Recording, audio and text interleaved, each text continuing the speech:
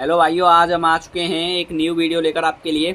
अध्याय 4 साइनिक क्लास 12 से रिलेटेड हम आपके लिए वीडियो लाए हैं जो मोस्ट इम्पॉर्टेंट है, जिसमें से मैंने इस चैप्टर से मैंने बहुत मोस्ट क्वेश्चन उठाए हैं, जिससे आपके जो बोर्ड एग्ज़ाम है उनमें बहुत ज़्यादा हेल्पफुल रहेंगे और आपको बहुत ही ज़्यादा एकदम ईजी तरीके से मैं उनको कराने जा रहा हूँ। ठीक है, वीडियो स्टार्ट करते हैं। चलो देखिए, आपके पास साइनिक में पहला क्वेश्चन ये है, इसका मान ज्ञात करना है आपको। क्या मान ज्ञात करना है? मान किसका? एक्स का मान ज्ञात करना है। ठीक है, ज्ञात करना है। इसमें एक्स का मान ज्ञात करना है। कैसे करेंगे देखिए, सबसे पहले हमें आपको पढ़ाया है साइनिक में ये चिन्ह होता है, ये मॉड का सा चिन्ह होता है। ठीक है, तो देखिए इसमें क्या होता है, हम इसका मल्टीप्लिकेशन इसमें, इसका मल्टीप्लिकेशन इसमें और ऐसे ही इनमें मल्टीप्लिकेशन कर देते हैं। ठीक है, इसका इसमें, इसका इसमें, ऐसा आप जानते ही हैं। तो 3 का मल्टीप्लिकेशन 3 में करेंगे तो 3 हो जाएगा। ठीक है, प्लस एक्स स्क्वायर हो जाएगा बराबर, इधर कितना हो जाएगा, 3 एकम 3 प्लस 4 दूनी 8। ओके, 3 एकम 3 4 दूनी 8। अब 3 आ गया है यहाँ पे। अब इसके बाद क्या आएगा बताओ? 3 आ गया। ठीक है, अब 3 से 3, अब एक्स स्क्वायर है यहाँ पे, तो एक्स स्क्वायर बराबर 3 प्लस 8 कितना हो जाएगा? 3 प्लस 8 लिख लो, कोई बात नहीं, और माइनस के 3 हो जाएगा। ठीक है, एक्स स्क्वायर इजिकल टू कितना हो जाएगा? 3 से कट जाएगा, एक्स इजिकल टू कितना आ जाएगा? रूट में 8 आ जाएगा। ठीक है, आगे देखिए यहाँ पे सही है।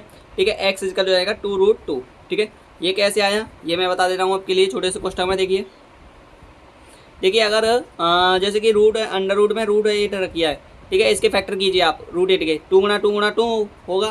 ठीक है, जो पेयर में होता है वो बाहर आ जाता है, और जो पेयर नहीं बन रहा है, केवल और केवल एक शेष रह रहा है, तो वो रूट में रह जाता है। बात क्लियर है? ठीक है, अंडर रूट में जो पेयर बन गया मतलब जोड़ा बन रहा है, तो बाहर नंबर एक जैसे नंबर, आधार एक जब समान होंगे तो, और आधार तो इसका भी समान है लेकिन पेयर बन रहा होगा वही। ठीक है, और पेयर नहीं बनेगा तो अंदर ही रहेगा, अंडर रूट में। बात क्लियर है? सेकंड क्वेश्चन देखिए, आगे आता है हमारे पास सेकंड क्वेश्चन। आंसर लिखेंगे।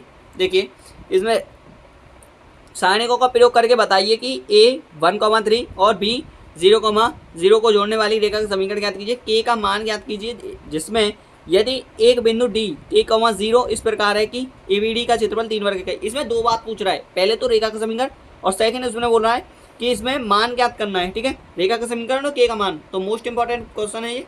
ठीक है, एंड आने के चांसेस ज़्यादा रहते हैं ऐसे क्वेश्चनों के। ठीक है, देखिए साइनिक है, साइनिक में आपके लिए इसमें एक फॉर्मूला होता है। ठीक है, वो देखिए साइनिकों का प्रयोग करके हमें पहले दिया है उन बिंदुओं को लिखेंगे।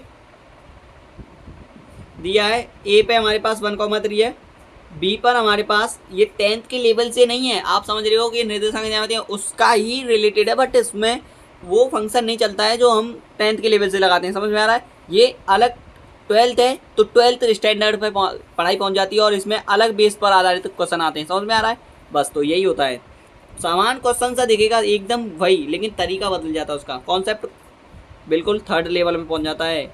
ये फर्स्ट लेवल में पहुंच जाता है, वो थर्ड लेवल था, ऐसा समझो, k,0। ठीक है, अब देखिए त्रिभुज एबीडी में क्षेत्रफल ज्ञात करना है। पहले सबसे पहले हमें क्या करना पड़ेगा? देखिए बच्चों, हमें सबसे पहले रेखा का समीकरण ज्ञात करना है। तो रेखा का समीकरण कैसे करेंगे? तो त्रिभुज का क्षेत्रफल उसमें जो होता है, वो सूत्र है इसमें त्रिभुज का क्षेत्रफल का, वो होता है जैसे कि यहाँ पे आपके पास जो भी बिंदु होते हैं उन्हें लिखेंगे 1, 3, और यहाँ पे आपको लिखना है 0, 0, और यहाँ पे आपको x और y लिखना है, क्योंकि दो बिंदु क्या मानोगे आप? मान लोगे, और लास्ट में 1, 1 हमेशा रखते हैं, ये हमेशा के लिए रखते हैं। ठीक है, ये इसकी फॉर्मेट होती है। समझ में आ रहा है? ये लास्ट में 1, 1, 1 मतलब तीसरे कॉलम में आपको रखना पड़ता है। ओके, दो बिंदु दे रखा होगा लेकिन थर्ड कॉलम में हम 1 रखते हैं अपने मान से, मतलब हमें खुद को मानना पड़ता है, हमें ही मानने पड़ते हैं वो बिंदु। ठीक है, देखिए आगे अब हमारे पास क्या है, सॉल्व करेंगे इसको। ठीक है, तो हमने सॉल्व करना कैसे सीखा है? पहले 1 को छोड़ेंगे और 1 स्पेस को छोड़ेंगे, तो 1 कोष्टक में रखेंगे, 0 से 1 में करेंगे तो 0 हो जाएगा, माइनस y हो जाएगा। ठीक है, इसका इसमें, इसका इसमें। बात क्लियर है? ठीक है, सेकंड देखिए, 3 को छोड़ेंगे, ठीक है, माइनस लगाएंगे, 3 छोड़ेंगे, 0 से 0 में माइनस x हो जाएगा। ठीक है, इसका मल्टीप्लिकेशन इसमें हो गया। ओके, आगे देखिए 1 छोड़ेंगे प्लस का, इधर देखिए 0 से 0 हो जाएगा तो 0 ही आएगा ये तो। ठीक है, आगे देखिए ये कितना हो जाएगा? माइनस के भाई यहाँ पे कितना हो जाएगा बताओ? ये हो जाएगा माइनस के एक्स है, 0 का तो कोई महत्व नहीं होगा, माइनस माइनस कितना हो जाएगा? प्लस के 3x हो जाएगा। ठीक है, 0 हो जाएगा, वो तो उसका तो कोई फंक्शन ही नहीं रहा। बात क्लियर है जहाँ तक। अब देखिए त्रिभुज का क्षेत्रफल हम मान लेते हैं, चूंकि त्रिभुज का क्षेत्रफल 0 है, त्रिभुज का क्षेत्रफल 0 हो तो माइनस के वाई प्लस 3x बराबर 0, तो y इधर चलाएगा तो किसके आ जाएगा प्लस का बराबर 3x हो जाएगा, और y बराबर कितना हो जाएगा y अपॉन एक्स, या आप लिख सकते हो y upon x is equal to 3। ठीक है, ये आंसर है इसका। और रेखा तो आपकी ये बनी गई, ठीक है, रेखा तो आपकी ये बन गई।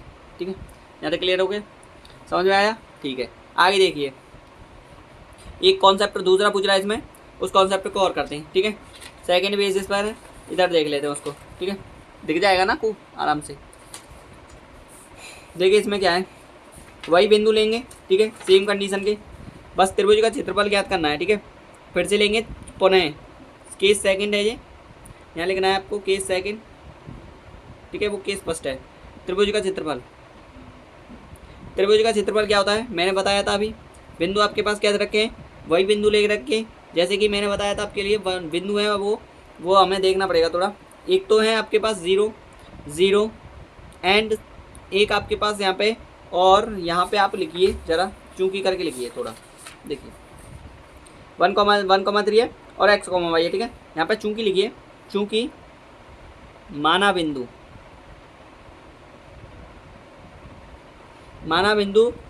x, y जो है उन्हें मान लेते हैं माना बिंदु E के बिंदु है x, y। बात क्लियर है?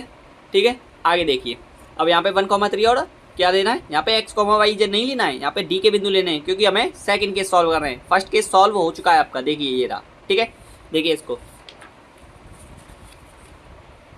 यहाँ पे देखते जाइए हम, यहाँ पे आ जाएगा 1,13, 1 तो लास्ट में मैंने बताया था आपके लिए, और यहाँ पे आपको लेना K0। बात क्लियर है? ठीक है, अब देखिए यहाँ से आगे त्रिभुज का क्षेत्रफल में चीज़ दे रखी है एक, देखिए ज़रा ध्यान से, आपको नहीं दिखाई दिया हो तो मैं तुम्हें बताऊँ तो देखिए यहाँ पे आपके पास त्रिभुज के क्षेत्रफल की 3 वर्ग इकाई दे रखी है ना, तो ये त्रिभुज का क्षेत्रफल दे रखा है। ठीक है, इसमें पुट करना है ये, तो देखिए यहाँ पे 1 आ जाएगा, कोष्टक रखेंगे, ये 1 हो जाएगा ना, ये वाला 1 यहाँ पे ठीक है, सॉरी 1 रखेंगे, 1 और 0 से 0 हो जाएगा तो 0 ही आएगा, इसमें तो कोई महत्व नहीं है। फिर 3 रहा, ठीक है, माइनस का 3 आएगा, ये 3 छोड़ेंगे इसको, तो 0 से 0 माइनस के K, ठीक है, इसका और प्लस के 1, इससे इसमें करेंगे तो 0 ही आएगा। ठीक है, यहाँ पे देखिए त्रिभुज का क्षेत्रफल मैंने बताया था क्या है, त्रिभुज का क्षेत्रफल 3 वर्ग इकाई। ओके, यहाँ तक क्लियर हुआ? ठीक है, आगे देखिए, आगे देखते जाइए आप ध्यान से।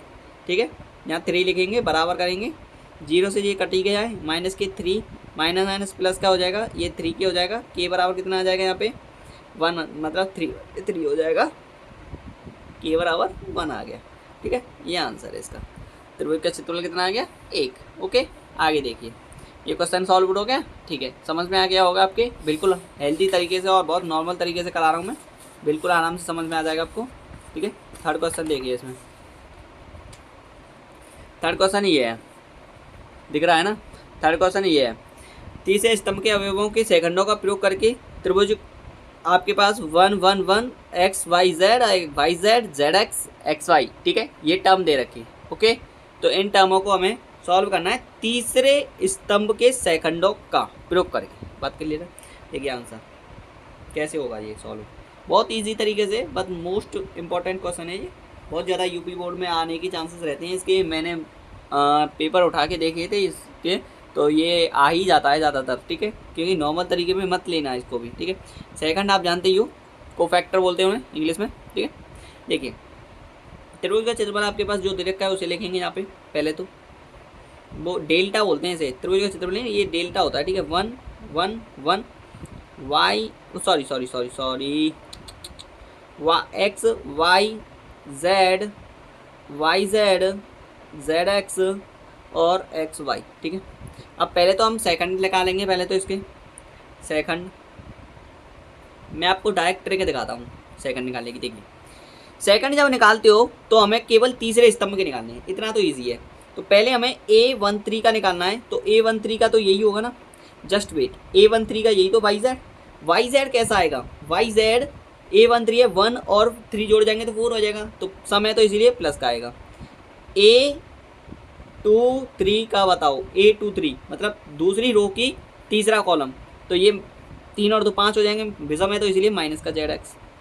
तीसरा देखिए A33 बराबर क्या होगा, A33 बराबर हो जाएगा प्लस में आएगा XY। बात क्लियर है यहाँ तक? ठीक है, आगे देखिए। अब सॉल्व करते हैं हम इनको। ठीक है, त्रिभुज का क्षेत्रफल जो होता है वो सॉरी डेल्टा का जो फॉर्मूला लगाते हैं हम साइंटिफिक में कैसे करते हैं, वही फॉर्मेट है। ठीक है, तो पहले हम एक को छोड़ेंगे, वो सॉरी हम तीसरे स्तंभ का ले रहे हैं ना, तो वाई जेड आएगा, वाई जेड सॉरी। ठीक है, देखिए वाई जेड अगर इसमें से वाई जेड निकल गया तो यहाँ पे बचेगा जेड माइनस वाई हो जाएगा ये। ठीक है, माइनस के जेड एक्स है, ये वाला माइनस के जेड एक्स आएगा। ठीक है, तो ये माइनस और ये माइनस किसका कर देगा, प्लस का कर देगा। ठीक है, इसको ऐसे लेना है आपको, क्योंकि सेकंड का प्रयोग करना है, यहाँ पे सेकंड का प्रयोग करना है। ठीक है, देखिए आगे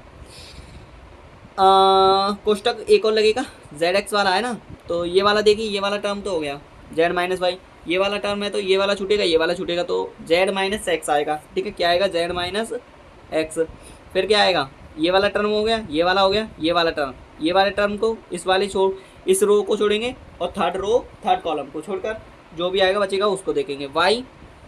ठीक है, पहले तो लिखेंगे यहाँ पे प्लस एक्स वाई और यहाँ पे आपको लिखना है y माइनस एक्स। ठीक है, आपको एक चीज़ बता देता हूँ, देखिए जब इधर वाले रो को आते हैं तो ये प्लस का साइन होता है, ये माइनस का होता है, ये प्लस का होता है। ठीक है, इतना क्लियर होगा।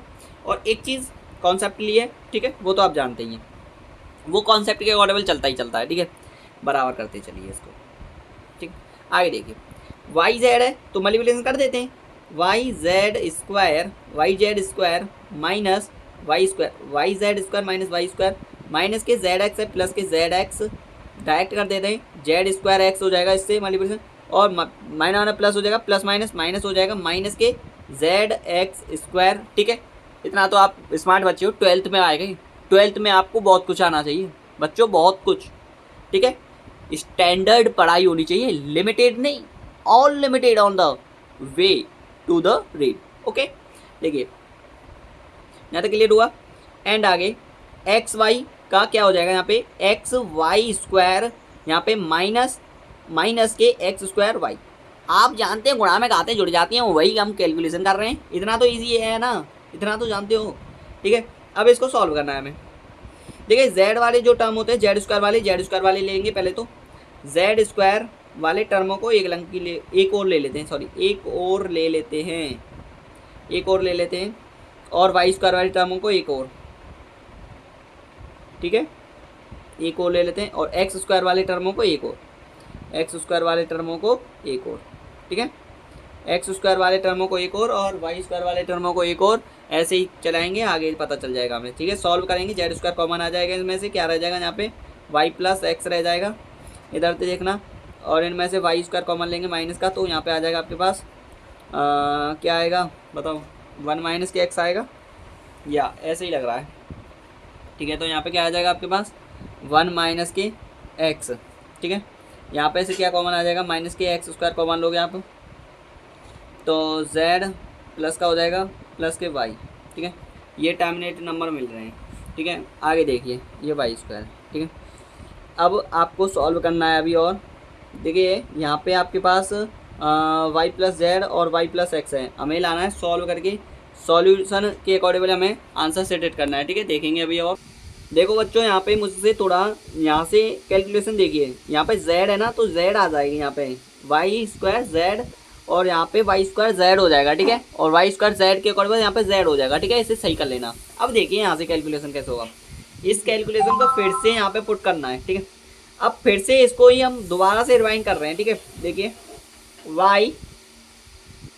Y Z square minus Y Z square minus Y Z square, नहीं, Y Z square minus Y square Z plus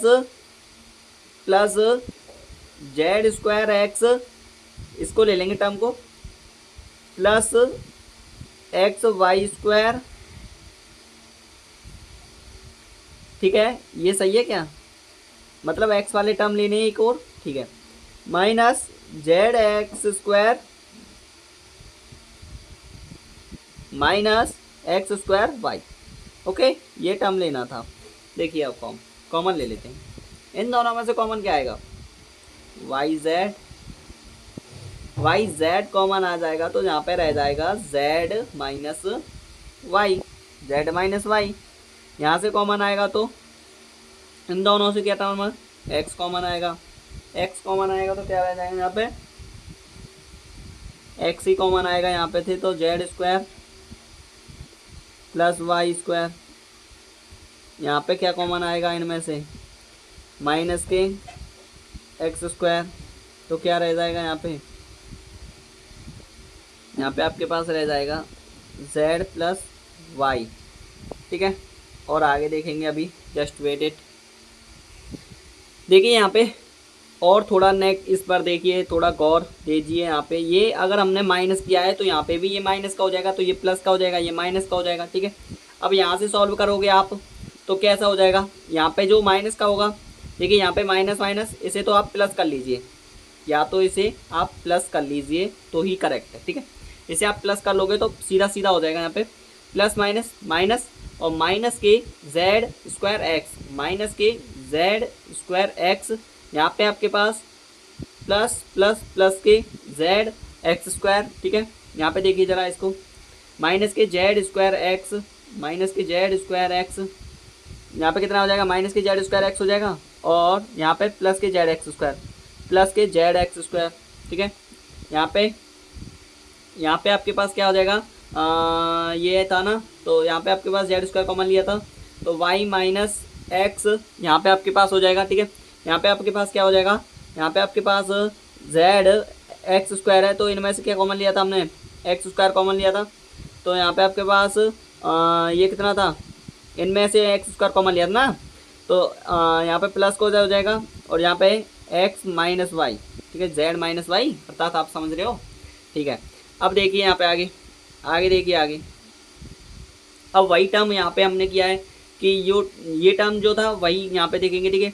यहाँ पे जेड स्क्वायर एक्स माइनस का जेड स्क्वायर एक्स, यहाँ पे जेड एक्स स्क्वायर प्लस का Z x square plus का, ठीक है। अब देखिए यहाँ पे एक्स स्क्वायर प्लस का है, तो जेड माइनस वाई, ठीक है, जेड माइनस वाई। यहाँ पे आपके पास इन दोनों में से क्या कॉमन आ रहा है, माइनस का एक्स, तो माइनस का एक्स कॉमन लोगे तो z square minus Y square, ठीक है। अब बन गया ये सवाल बिल्कुल करेक्ट, अब बन गया, सॉरी, ठीक है। अब देखिए यहाँ से जेड माइनस वाई, यहाँ से ए स्क्वायर माइनस बी स्क्वायर होते, यहाँ से ए स्क्वायर माइनस बी स्क्वायर होते, तो जेड माइनस वाई पूरा कॉमन आ जाएगा। यहाँ से टर्म जो बचेगा वो रेड पेन से मैं कर दे रहा हूँ। देखिए यहाँ पे आपके पास क्या बचेगा, वाई जेड इसमें से कॉमन आया, ठीक है, वाई जेड रहेगा यहाँ पे, फिर यहाँ से माइनस के एक्स, ठीक है, और यहाँ से जेड प्लस वाई रह जाएगा, क्योंकि ए माइनस बी वाला फॉर्मूला है ना, A square minus B square, ठीक है। यहाँ पे आपके पास प्लस के एक्स स्क्वायर, ठीक है। आगे देखिए यहाँ से आ जाएगा जेड माइनस वाई, आगे y z minus x z minus x y plus x square, ठीक है। अब आगे देखिए, अब इन टर्मों में से क्या कॉमन आएगा वो देखिए। अब y वाले टर्म को एक और ले लेते हैं, ठीक है, y वाले टर्म को एक और ले लेते हैं, क्या आ जाएगा, z माइनस वाई, ठीक है। यहाँ पे आपके पास क्या बचेगी, y वाले टर्मों को एक और लेंगे तो y कॉमन लेंगे तो आपके पास बचेगी z माइनस एक्स, इधर से इन दोनों में से, ठीक है। इधर से इनमें से कॉमन लोगे आप, माइनस के x बचेगा, कॉमन ले लिया आपने, x कॉमन ले लिया, जस्ट वेट, यहाँ से आपने क्या कॉमन लिया है, यहाँ से आपने वाई जेड कॉमन लिया था, तो यहाँ से आप लोगे एक्स स्क्वायर कॉमन आया है, कैसे ये नहीं लग रहा है मुझे, एक्स स्क्वायर कॉमन आया है, क्या हो सकता है, कॉमन आ सकता है, रुक जाओ देख लेते हैं पहले यहाँ पे कैलकुलेशन क्या हो सकती है। यहाँ पे जेड माइनस एक्स है, तो वाई माइनस एक्स, इनमें से क्या कॉमन आ रहा था, इन दोनों में से यहाँ पे एक्स स्क्वायर जेड होगा ना, एक्स स्क्वायर जेड होगा, कहाँ है ये टर्म, ये वाला टर्म था क्या, देखते चलो अभी, एक्स स्क्वायर जेड होगा, ठीक है।